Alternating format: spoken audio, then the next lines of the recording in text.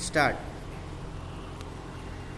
अध्यक्ष महोदय, जो विधेयक हमारे सामने लाया गया है उसमें बहुत सारे सुधारों की गुंजाइश है। मैं समझता हूँ कि इसको और भी अच्छे ढंग से यहाँ पर रखा जा सकता था। मैं कहना चाहता हूँ कि जब जब भी आवश्यकता हुई, हमारे देश के मज़दूरों ने और हमारे देश के किसानों ने कभी बलिदान देने से अपने को पीछे नहीं रखा। जब जब ज़रूरत हुई उन्होंने ऐसी व्यवस्था को स्वीकार किया जिससे देश का कल्याण हो। अभी हाल ही में जो एक समझौता हुआ उसे मज़दूरों की बहुत बड़ी कुर्बानी समझनी चाहिए जो उन्होंने की। पैराचेन। अध्यक्ष महोदय, मैं कल वित्त मंत्री जी के वित्त विधेयक पर चर्चा कर रहा था। मैं निवेदन कर रहा था कि हमारे जो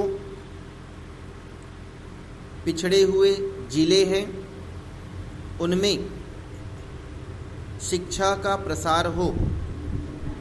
नई शिक्षा नीति के अंतर्गत 5 साल के लिए कॉलेज खोलने पर रोक लगा दी गई है, लेकिन फिर भी उसमें यह छूट दी गई है कि जो आदिवासी क्षेत्र हैं वहाँ पर कॉलेज खोले जा सकते हैं और इसी निर्णय के अंतर्गत राजस्थान सरकार ने वहाँ पर कॉलेज खोलने की कोशिश की, लेकिन शिक्षा बोर्ड ने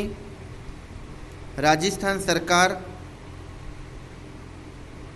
के इस फैसले पर रोक लगा दी है। इस तरह से केंद्र सरकार के निर्णय को वहाँ के अधिकारियों ने नहीं माना है। हमारे आदिवासी लोगों को शिक्षा से वंचित रखने का यह एक नया तरीका निकाला गया है।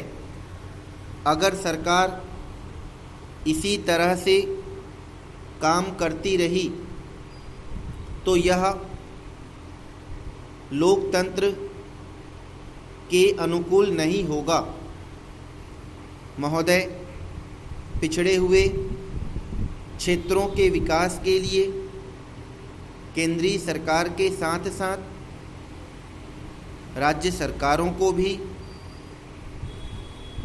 अधिक से अधिक ध्यान देना चाहिए। स्टॉप।